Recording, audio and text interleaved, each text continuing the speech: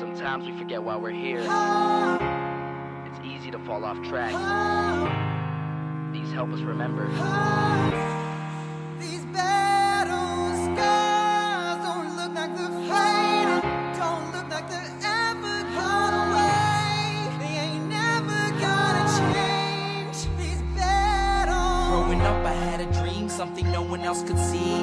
Tell me what it means when your faith is falling beneath your knees and you can't breathe. Everything you see reminds you of what you're not or something you won't be. You gotta take what you're given, that's how we live it. Don't be mad at the system, it's simply how we've existed. I hear a lot of people talking like they politicians and choose to be an accountant because it's safe in the business. Not because they wanna do it, just because they heard it pays. And who the fuck wants to be poor knowing that's how we've been raised? Society is getting heavy, I can feel the weight. The pressure of success is like 100 million pounds of shame. And that's the reason I'm staying up late, trying to find a way to escape the stereotypes. This day and age is making me feel like the only way I'll be happy is getting signed to a label and making money through rapping. I wanna share my emotion because this world is attacking the very principle of life that lets the people be happy. If you don't have a reason to breathe, why even live? These battle scars are impressions of everything that it is.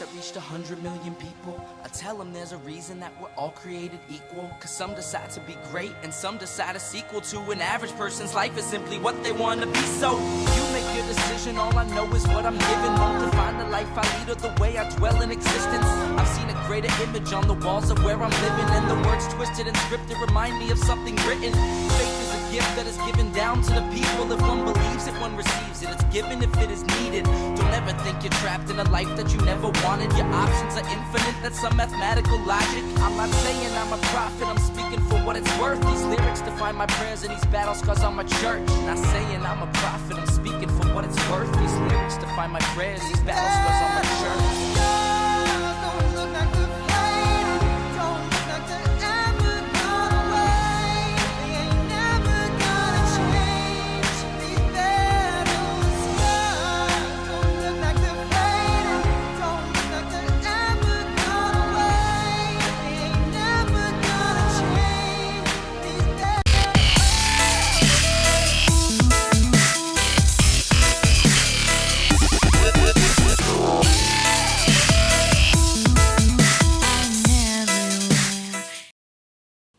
At 12:16 a.m. on July 12, 1973, the Olivet, Missouri. Cue, here we go. Haha! Almost played that history thing. Totally forgot to remove that. And I don't like how high this, do I have the wrong camera on? I think I do. Hold on one second. I'm just a hot mess, aren't I?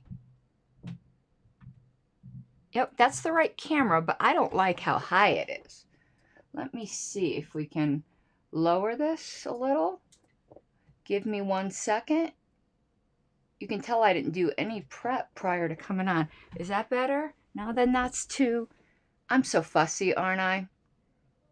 Okay, this is just going to have to work. Here we go. It's because I'm not wearing my Liberty crown, so I'm not framed the same way. But, haha.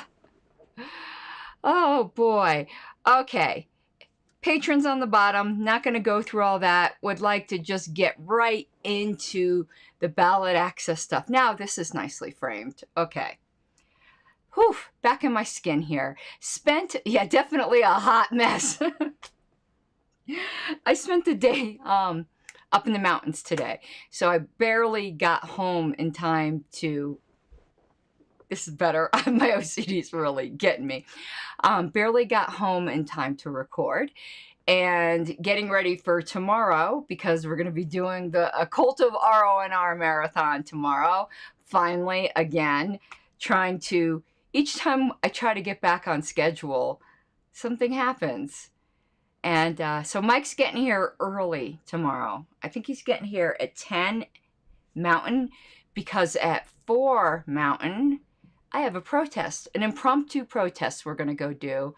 Apparently in the town of Wheat Ridge, they've came up with a very, very American way to celebrate the 4th of July by encouraging everyone to report their neighbors that are setting off fireworks. So we're going to go out and give them a useful phone number for reporting their neighbors. 1-800-I'm-a-Nazi. So we'll be out with our report your neighbors 1-800-I'm-a-Nazi signs, which were originally for COVID, but we are going to press into service for any time that the state is encouraging us all to spy on our neighbors. So we'll be out to do that. Also, Tuesday night, Castle Rock.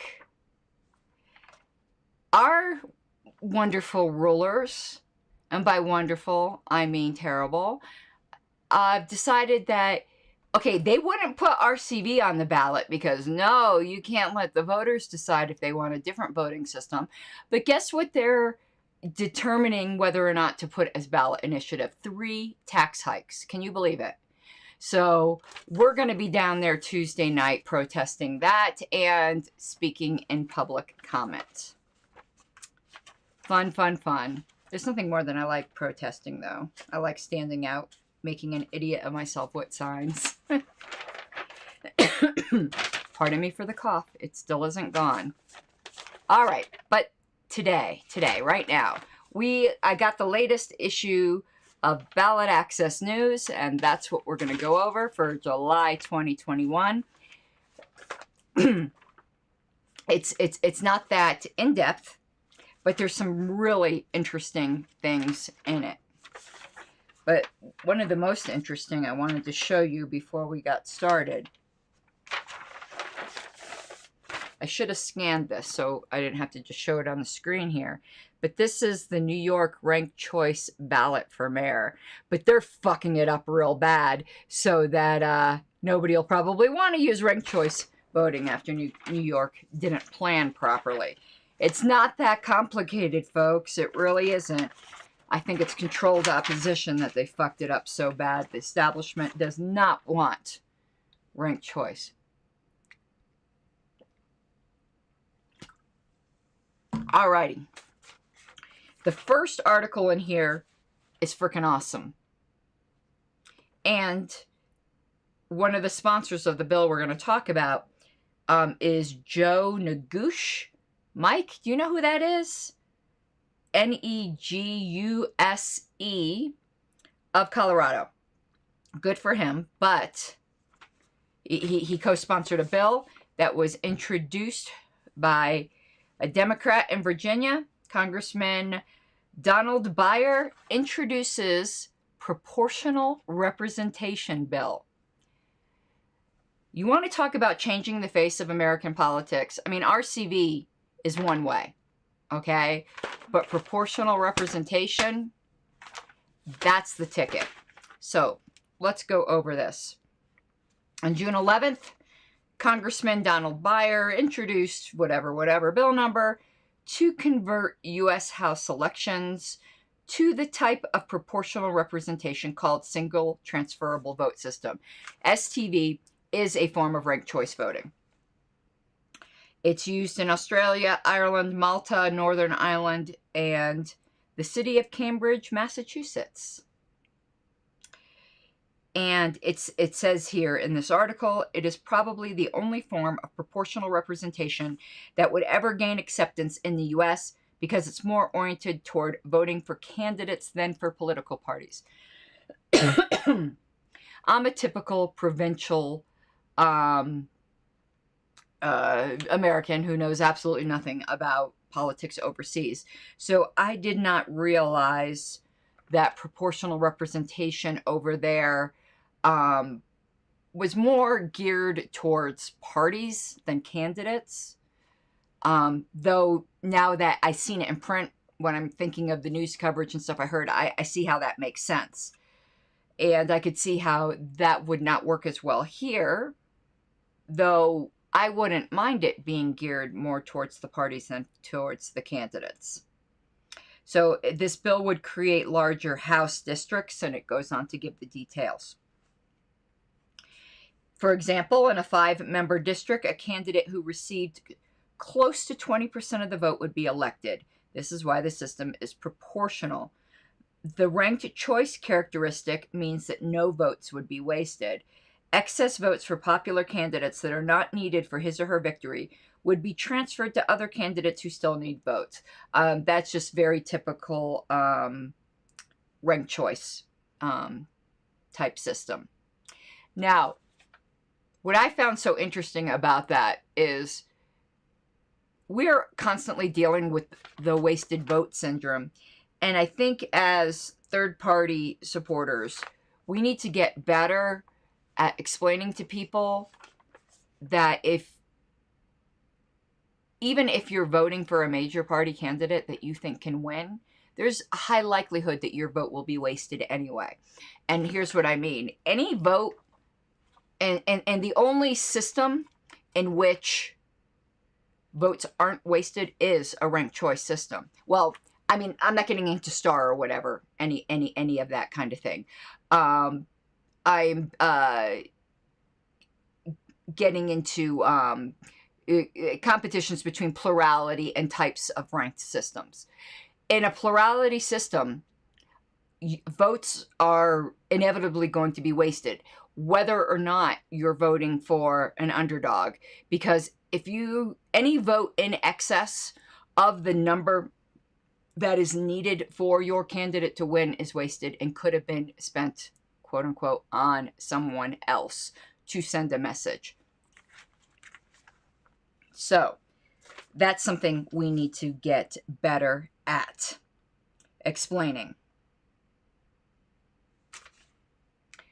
All right. It says the system would make it possible for minor parties to elect members.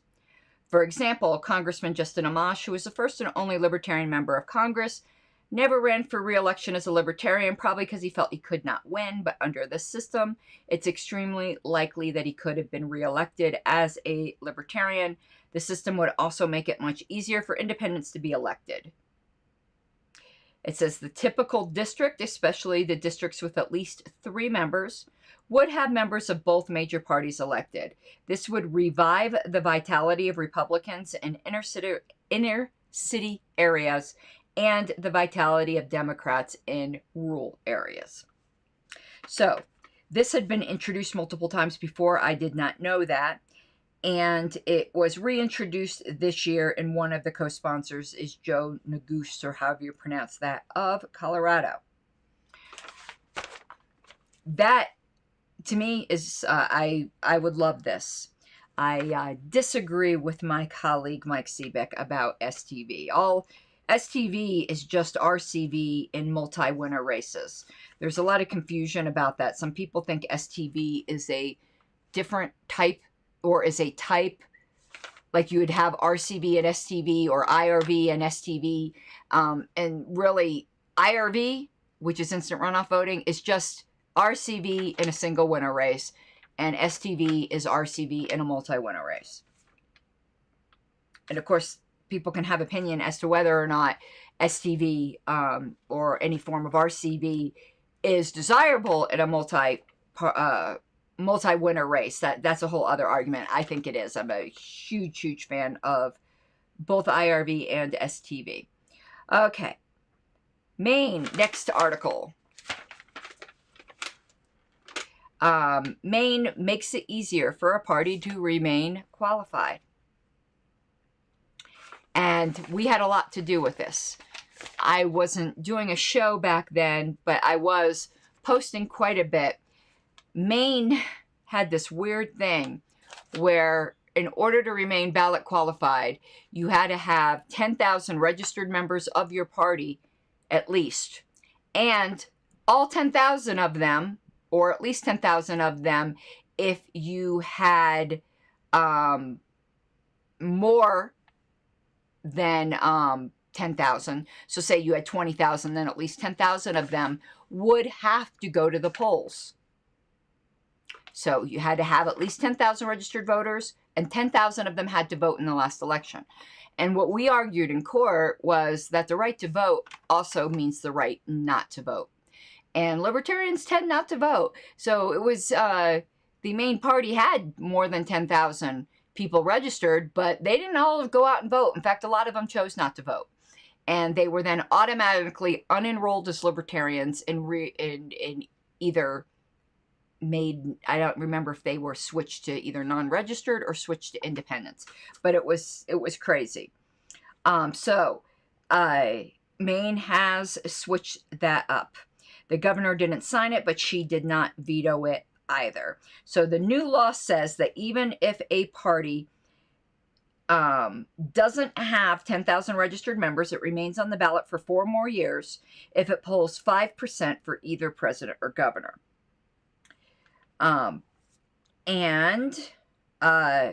It doesn't matter if they vote or not. The new law also says that a party needs 10,000 registered members on general election day, but it doesn't matter how many of them cast a ballot or not. But Mr. Winger, who writes this newsletter, notes that this 5% of president or governor to remain ballot qualified, even if it doesn't have 10,000 members, is a higher vote test than most of the rest of the country. The median vote test is 2%, not 5%. And in half of those states, it's a vote for any statewide office, not just president or governor.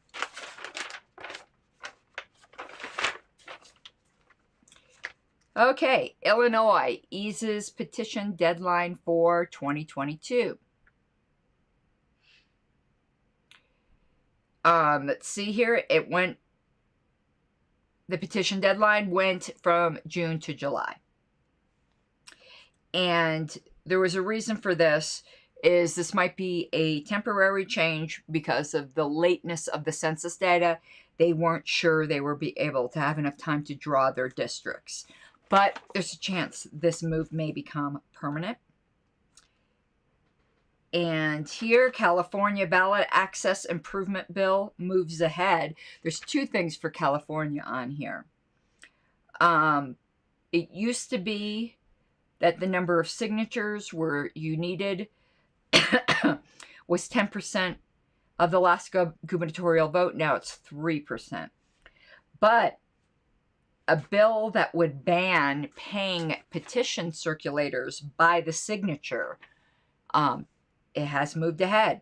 So they might be having to pay them hourly. And the best circulators then will not be petitioning in California because they can make a lot more money getting paid for per signature. Okay, next, Nevada governor signs bill making ballot access worse. So it moved its petition deadline, even though it's lost 2 lawsuits and similar deadlines in the past. Never learn, I suppose. Oh boy. And I see there's all kinds of voting method discussions in chat. We will get to those at the end of this. And thank you so much, Dave Davis. All right. This is so bizarre. Arizona Supreme Court issues Kanye West opinion.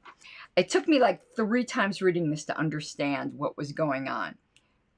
But apparently there's a form in Arizona called the Statement of Interest. And all candidates who are going to petition to be on the ballot has to file a Statement of Interest. But independent candidates don't have to petition. Okay, you following me so far? But their electors do. But the law never said whether the presidential elector candidates had to file the Statement of Interest. And the instructions for independent candidates didn't say they had to file the Statement of Interest. But because they didn't file this stupid-ass form, Kanye West was knocked off the ballot in Arizona. It is just, it's absurd. So, as Richard Winger said, even the opinion is nonsensical. It says, this opinion does not mention that the Secretary of State's website, which has detailed instructions for independent presidential candidates, did not say that this form is needed. Nor did the opinion say that independent presidential electors don't actually have petitions. Instead, their names are listed on an independent presidential candidate's petition, but the law already said that independent presidential candidates don't need the form, so it seems absurd to say that their electors need the form. I think I said something wrong a little bit earlier, but when I read that, that should have cleared it as mud, right? It's like, all for a stupid form that the instructions are all muddled on, and he got kicked off the ballot. I do not think that's what our founders had in mind. Okay, New Hampshire moved its petition deadlines. Well, actually, it's non-presidential primary earlier, but that also moves. When you do that, you also move the petition deadline. It would make it much harder in New Hampshire, but the governor said he's almost certain to veto the bill. And just briefly on here, Colorado passed a bill that says if a city decides to use ranked choice for its city elections, the county elections office must handle it. Maine passed, though it went over to appropriations, a bill that lets independents vote in partisan primaries without having to join that party. I just think that is absolutely awful. I know a lot of people are in favor of that, and I don't get why. If you want to vote in the primary of a private political party, join the fucking party. I do not get the sense of entitlement of people who don't want to join a party, but then have a say in how that party chooses its candidates. It's just mind-blowing to me. Absolutely mind-blowing to me, the sense of entitlement. We fought that battle in Colorado as well. Now, here's interesting. New York. I didn't realize that the old parties could play this game. Check this out. On June 10th, the legislature passed bill number blah, blah, blah. It requires that write-in candidates in partisan primaries must be members of the party in whose primary they are running. This will make it more difficult for major party organizations to capture minor party nominations against the will of that minor party. So what was happening is that major parties were organizing write-in campaigns on the primary ballots for minor parties in order to force their candidates to be the minor party's nominee. Isn't that slimy? So this is actually a good law that was passed. And then in Ohio, the legislature passed a bill to allow party labels on general election ballots for Supreme Court Justice and Appeals Court. Not sure how I feel about that. I guess I really don't care, though you would hope just judges wouldn't be partisan. But okay. And then there's just some general articles we're not going to go over. He did a book review of a book called Run for Something, which is written for young Democrats, but anyone could get something out of it. And a study that shows that the argument that's been made for closed versus open primaries has been that closed primaries produce more extremist candidates that get elected. And apparently there was a study of Republican voting patterns between states that had closed primaries and that had open primaries, and there was absolutely no difference in the voting patterns between the two, at least putting evidence then to the fact that it's not true that closed primaries create more extremist candidates. All right, so let's take a look at the comments. I see everyone is doing their arguments over, we'll put some of these up, their various voting methods.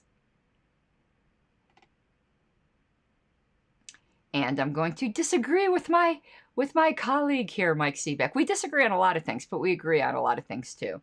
But we learned how to disagree agreeable. So Mike says, transferring my vote from who I intended as fraud. You don't need to rank more than one person if you don't want your vote transferred. It's only fraud if it's something you didn't agree to. If you just want your vote only to go to that one candidate and die there, if your candidate doesn't win, you can just rank one person. People make the same argument for IRV as well. And I don't find that persuasive. One day, maybe we'll do some kind of in-depth show on STV. I'm just trying to get people to understand IRV, so I haven't even really delved into STV because it gets a lot more complicated because it's a multi-winner race, and say you have 5 candidates, it would be at least 20% of the vote, and people are more used to either plurality or it being a majority.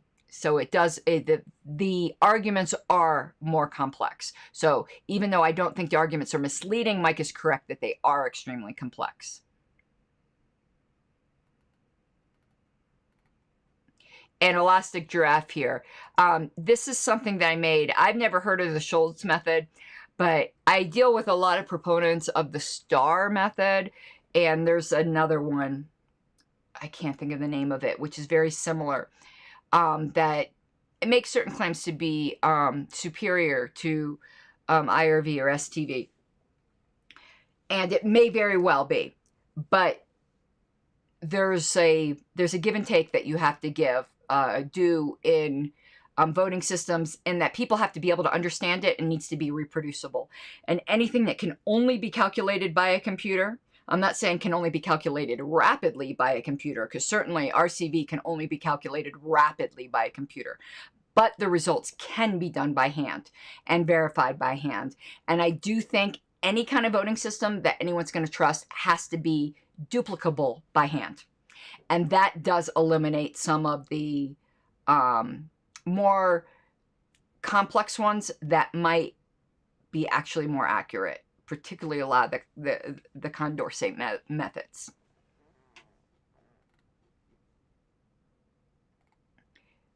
And with Kenny, of course, I absolutely agree.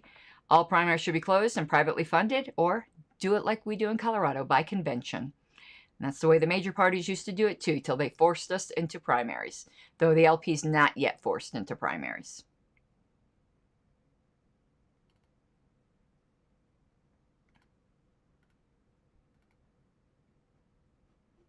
Well, here, Elastic Jeff says, as long as the parties are receiving public funds, I think they should be open. I get the point. Part of the problem is, though, they're forced, like for instance, in Colorado, the Republicans did not want, they wanted to remain a caucus state. They were forced into public primaries that were publicly funded.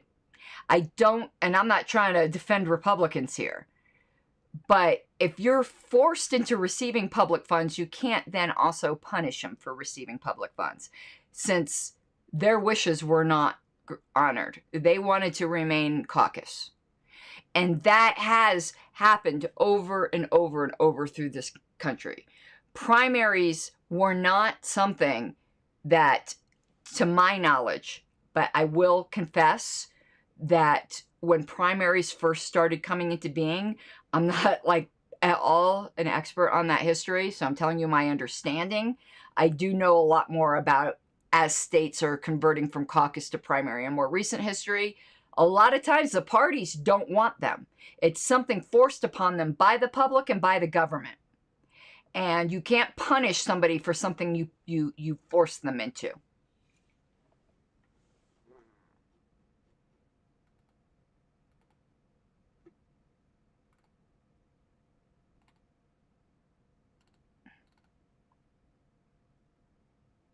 And I would agree with Mike here. Public primaries are welfare for political parties, but with the added twist, though, what if they were forced into it? It'd be interesting to look at the history of each state on how that happened. We happen to know in Colorado, I don't know, did you go testify with us that time, Mike? I can't remember if you were there when we went to oppose that bill. And the Republicans were opposed to it as well. The Democrats were not. So it's not quite as simple as that if you were forced into the welfare. You know, to me, the parties should have a choice. And if they choose to be public, then, of course, I wouldn't want that at all. But then I can see the argument for making them open. This was 2 years ago, Mike. Mike asked which bill. I don't remember the name of it, but I remember we went down there. The LPCO was very involved in it. And it was funny because the Republicans couldn't rewrite their script on the fly. It was so funny because, like, their script was basically, there are two political parties, and we're like sitting here looking at them going, really? Really? You couldn't just like cross that out when you saw how many libertarians were here so you wouldn't look like an idiot? But anyway. Okay, so that's it for, and there was actually some good news in this month's. So I didn't get quite as upset this month, but I like to keep you all up to date as to what's going on with ballot access. And stay tuned tomorrow for our cult of RONR.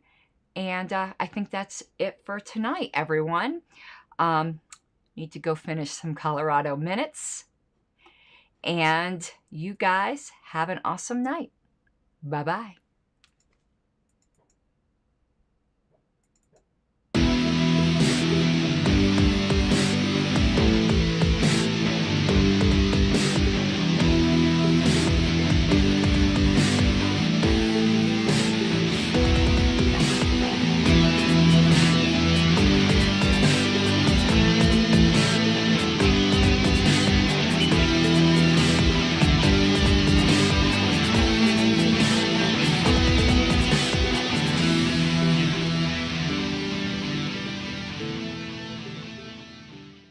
Gotta take what you're given, that's how we live it. Don't be mad at the system, it's simply how we've existed. I hear a lot of people talking like they politicians and choose to be an accountant because it's safe in the business.